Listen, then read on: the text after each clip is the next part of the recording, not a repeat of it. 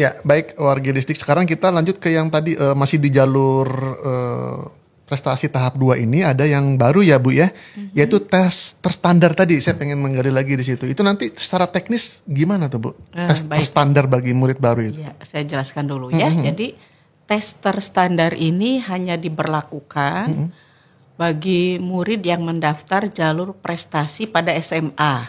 Ya. Oh SMA ya? SMA. Okay. Prestasi apa? Semua prestasi, baik akademik maupun non akademik gitu ya. Baik. Jadi di dalam dasar seleksinya nanti ada pembobotan jalur prestasi apapun, di mana nanti 50%-nya adalah dari hasil tes terstandar. Ya. Nah, tes terstandar ini dilaksanakan ya dalam upaya memberikan penilaian yang lebih terstandar ya gitu, dibandingkan komponen lain yang bisa bervariasi kan gitu. Nah, apa saja yang diujinya itu meliputi kemampuan atau kompetensi literasi ya, kemampuan membaca anak itu, memahami bacaannya dan akhirnya bisa menyelesaikan masalah yang ada dalam soal itu ya. Kemudian yang kedua, kompetensi numerasi. Ya. Kemampuan dia memahami bagaimana operasi-operasi yang berhubungan dengan angka-angka ya, numerik ya. Kemudian diberikan permasalahan-permasalahan yang harus diselesaikan dalam soal itu gitu. Baik. Nah, itu jumlah soalnya yang kompetensi literasi 15, kompetensi numeriknya 15 dalam bentuk soalnya pilihan ganda ya. Diberi durasi nanti 90 menit gitu. Nah, ini kapan diujikannya? Nah, nanti setelah pendaftaran, dia sudah submit ya. Persyaratan-persyaratan. Di websitenya persyaratan sudah dimasukkan dan sebagainya sudah disubmit tuh masuk ke sistem. Nanti kan dia mencetak bukti pendaftaran. Ya. Nanti di bukti pendaftaran itu akan tertulis dia tes terstandarnya misalnya hari apa, tanggal berapa, sesi berapa. Nah, di mana tempatnya? Yaitu di sekolah pilihan 1. Yang mendaftar ya. Nah, bagaimana bentuk tesnya? Itu berbasis web. Jadi anak-anak membawa handphone sendiri atau laptop boleh gitu ya. Datang ke sekolah tempat mendaftar pertama, tujuan pilihan pertama. Kemudian nanti ada ruang-ruang khusus dengan pengawasan dari guru di sana. Mereka mengerjakan di ruang tersebut. Jadi tidak di rumah. Ya. Tidak di rumah. Tentu salah satunya juga untuk menjaga objektivitas penilaian ya. Dan nanti anak bisa melihat langsung berapa skornya gitu.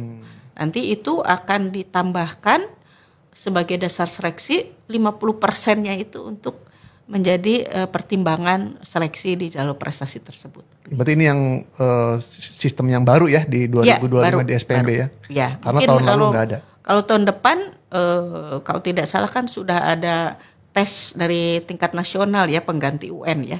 Itu bisa jadi tahun depan tidak ada tes terstandar ini gitu ya. Gitu. Baik, itu yang tadi yang SMA Bu ya? Ya, SMA. Kalau yang SMK Bu? Nah, kalau SMK itu tidak ada tes terstandar ya. Tidak ada tes terstandar. Jadi jalur prestasi nilai rapot tadi ya di SMK ya, maaf di kejuruan nih sekarang ya. Itu didasarkan kepada pemeringkatan nilai rapot semester 1 sampai semester 5 dari mata pelajaran yang 5 tadi, IPA, IPS, Bahasa Indonesia, Bahasa Inggris, Matematik gitu. Ya, nah itu yang di jalur prestasi nilai rapot, tidak ada tes terstandar ya. Kalau kejuaraan akademik juga hanya dilihat dari skor piagamnya. Nah, ya saya mengingatkan juga sekalian bagi masyarakat ya. Jadi kalau menggunakan jalur prestasi non akademik ya dari kejuaraan gitu ya, pilihlah yang prestasinya itu berjenjang ya, misalnya pernah mendapat kejuaraan tingkat kota, misalnya atau kabupaten, provinsi, nasional. Karena kalau berjenjang itu skornya nanti ditambahkan ya. Kemudian prestasi kejuaraan itu yang non akademik ya. Itu hanya yang dapat dipertimbangkan adalah yang 3 tahun paling lamanya. Paling lama 3 tahun. Ya, berarti yang terakhir 2022 ya? Kelas 7 ya. Kelas 7, 8, 9. Ya, gitu. di situ ya. Itu paling lamanya ya itu.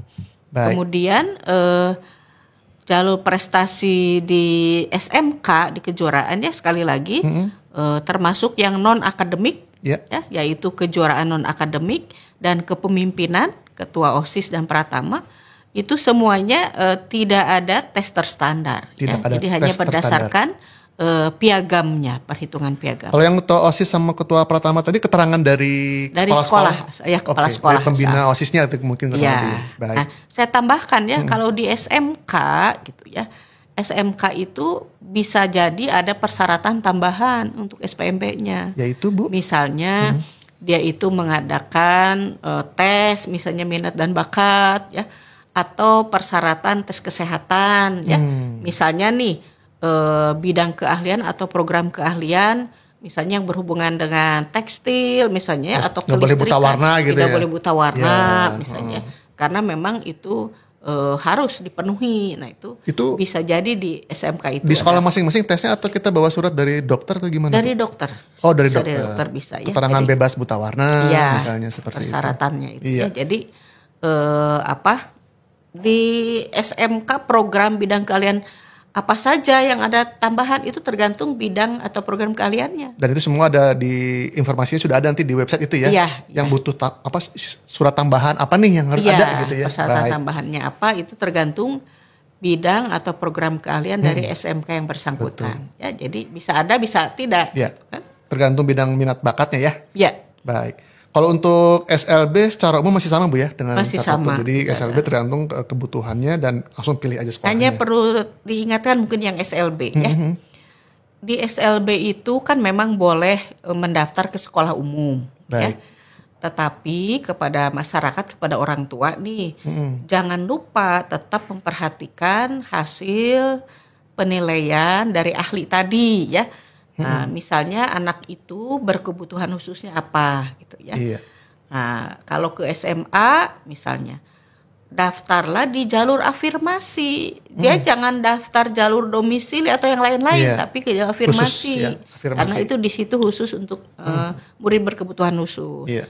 Kalau mau daftarnya ke SMK yang umum juga tadi sekali lagi harus ada di surat keterangan dari ahlinya itu yang menjelaskan dia direkomendasikannya ke bidang atau program keahlian apa. Karena harus sesuai dengan kebutuhan khususnya. Iya. Gitu. Untuk yang SLB begitu ya? Ya. Mudah-mudahan sudah jelas nih. Untuk yang tahap 2 sekali lagi informasinya mulainya tanggal 24 Juni ya Bu ya? Sampai tanggal 1 Juli.